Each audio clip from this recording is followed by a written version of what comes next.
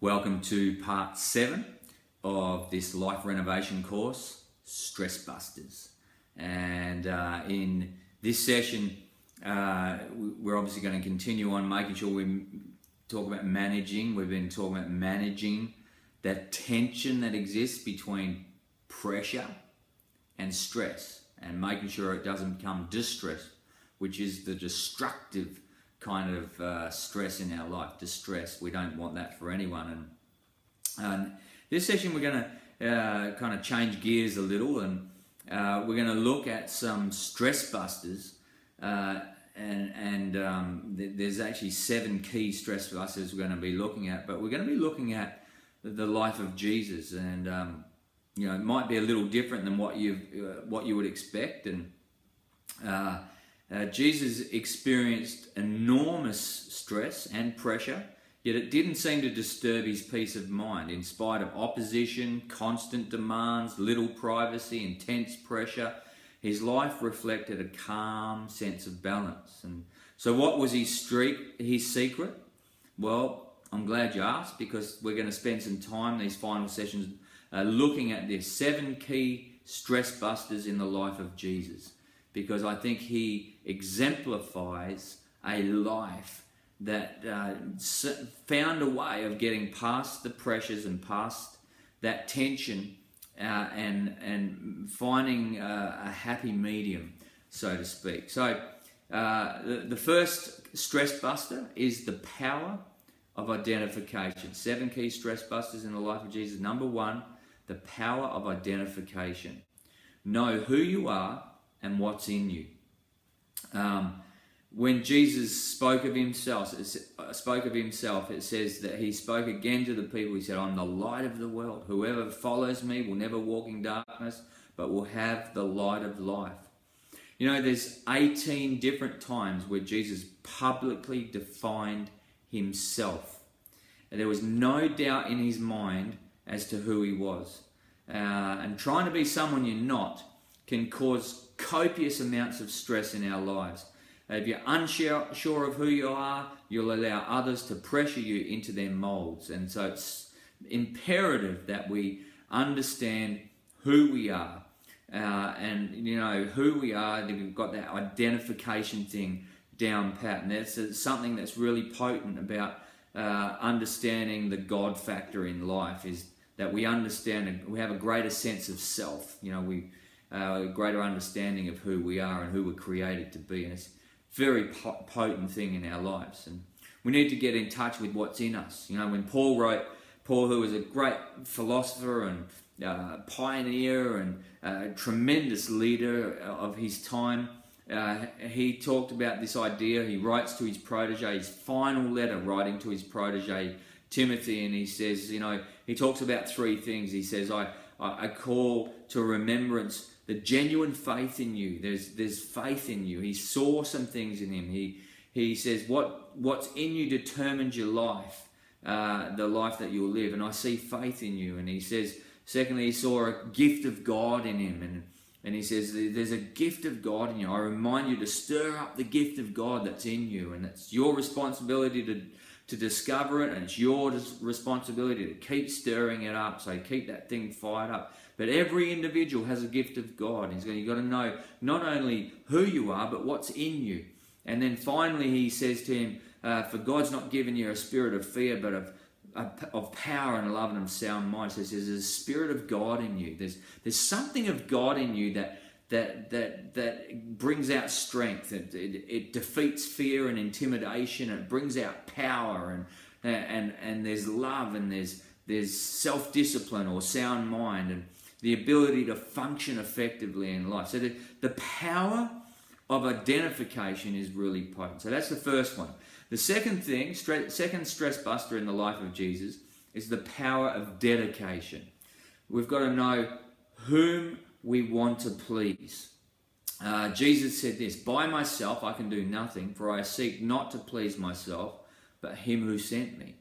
So there was something about Jesus' life where he understood you can't please everyone.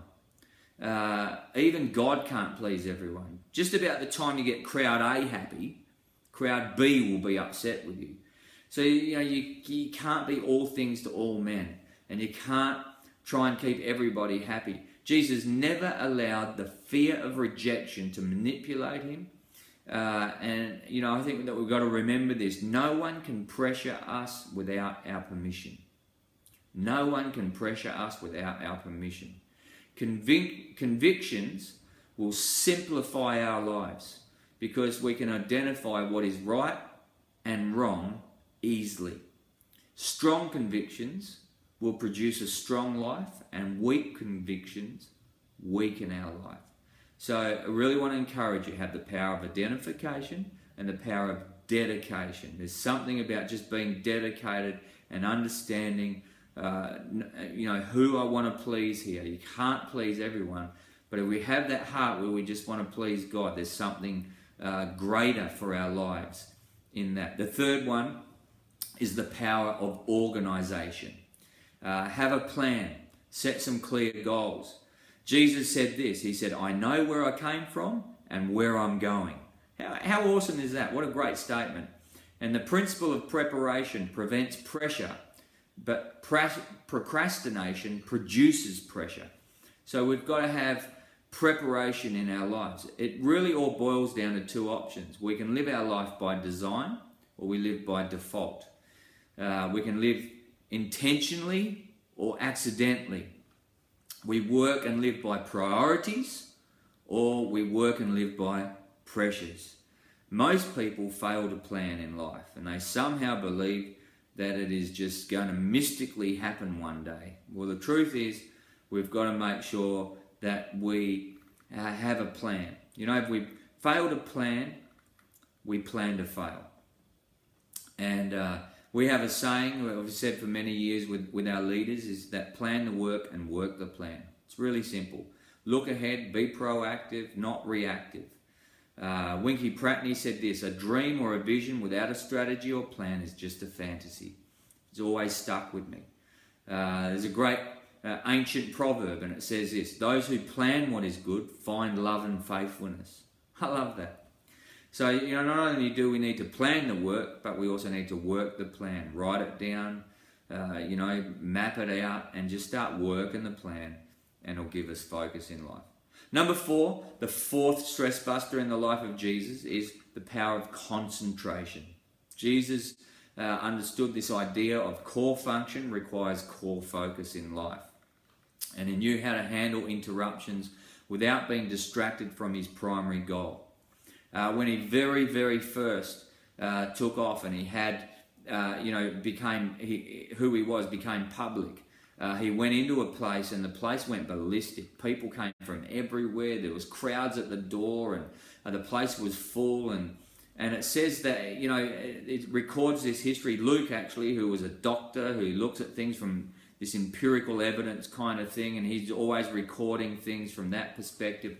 Well, Luke, he looks at it and he records that Jesus' response to this is that he takes off, and that at daybreak he goes off to a solitary place. They're all thinking, hey, we're going to go for night 2. Night 1 was phenomenal. Wow, what is night 2 going to be like? And he just takes off and leaves them all behind. And he says to them, look, I must preach the good news of the kingdom of God to other towns also, because that's why I was sent. And he kept on preaching in the synagogues of Judea. And he said, I must, because I'm compelled. And why? Because I have a cause. I stay focused. And so even though there was things that tried to steal his focus, he learned how to stay focused. There's something about the power of focus and the power of concentration. Number 5, the power of association. Don't try to do everything yourself. We get really tense when we feel it all depends on us. Learn how to associate with others. Build some powerful partnerships and learn how to lighten the load. Even Jesus, as phenomenal as he was, he appointed 12 people, designating them apostles, that they might be with him and that he might send them out. And so he appointed, there was no secret, everybody knew.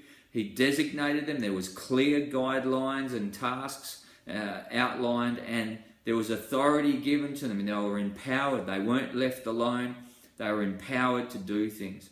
So he gives us kind of two keys here to powerful partnerships. Firstly, relationship, that they might be with him, so they spend time with each other. And then release. Secondly, release. He says, hey, that they might be sent out.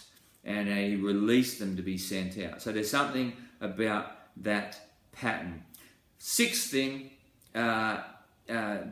stress buster in the life of Jesus. Sixth thing is the power of meditation. I'm not talking about becoming a contortionist. I'm not talking about getting your right leg over your left ear. I'm not talking about, I'm not talking about becoming one with surroundings.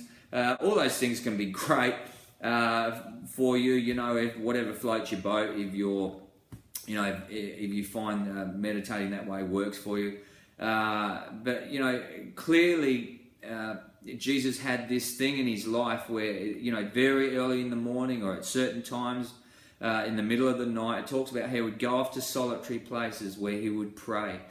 And he would get to quiet places. He would take time to talk to God about pressures and problems and evaluate his priorities and discover principles for living. And he would take time to get into what I call the great decompression chamber of life, where he would just get down to it. It was him and God, and he learnt the power of meditation, where it wasn't about some technique or whatever. It was just him connecting with God and allowing that connection to get stronger. And there's something really, really powerful about that. And the final one, the seventh one, and we'll finishing this whole series on this seventh stress buster in the life of Jesus, is take time to enjoy life. The power of relaxation. Mark records Jesus saying that the apostles gathered around Jesus, reported to him all they had done and taught. And then, because so many people were coming and going and did not even have a chance to eat, that they didn't have a chance to eat, that he said to them, come with me by yourselves to a quiet place and get some rest. So they went away by themselves into a boat, into a solitary place. There's power in resting in God. Jesus said, come with me. So I encourage you, spend time with God, right? Come with me by yourself. This is intimate. This is, time away from other things, by yourself, to a quiet place. There's no distractions. Get away from things and get some rest. Just chill out and just learn to have some fun. Learn to just relax. There's a well-known saying, relax for easy power. And there's something about that, an old leader who I know of, he used to make that statement all the time. Joy is our strength, and we've got to learn how to find that relaxation, find that joy. There's a well-known proverb, ancient proverb, that says a merry or a joyful heart does good like medicine, but a broken spirit dries the bones. Well, we want to make sure that we don't have a broken spirit, but we have a merry, joyful heart.